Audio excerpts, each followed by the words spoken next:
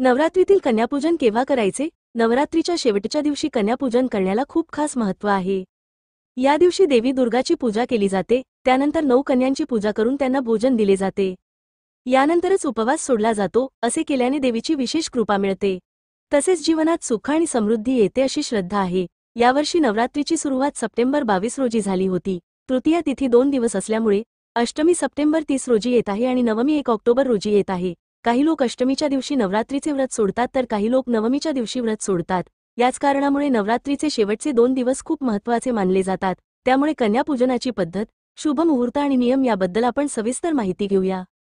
कन्यापूजनाची शास्त्रोक्त विधी। सर्वात आधी सर्व कन्यांचे पाय धुवावेत। त्यानंतर त्यांना आसनावर बसवून कपाळावर कुंकू लावावे।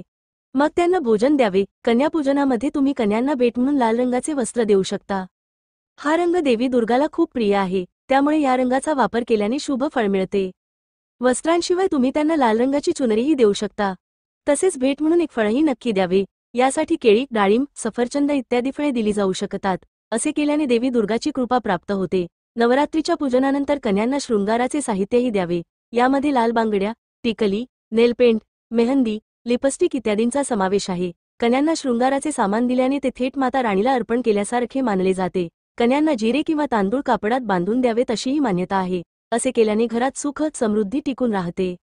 कन्यापूजन 2025 अष्टमी व नवमी तिथी। यावर्षी सप्टेंबर 30 मंगळवार रोजी अष्टमी तिथी असेल। पंचांगानुसार सप्टेंबर 29 सोमवार रोजी संध्याकाळी 4:32 अष्टमी तिथी सुरू होईल। ही तिथी सप्टेंबर 30 रोजी संध्याकाळी 6:07 संपेल। यानंतर म्हणजेच सप्टेंबर 30 रोजी संध्याकाळी 6:08 नवमी तिथी सुरू होईल। त्यानंतर 1 ऑक्टोबर बुधवार रोजी संध्याकाळी 7:02 नवमी तिथी संपेल। म्हणून अष्टमी सप्टेंबर 30 रोजी असेल आणि नवमी 1 ऑक्टोबर रोजी असेल।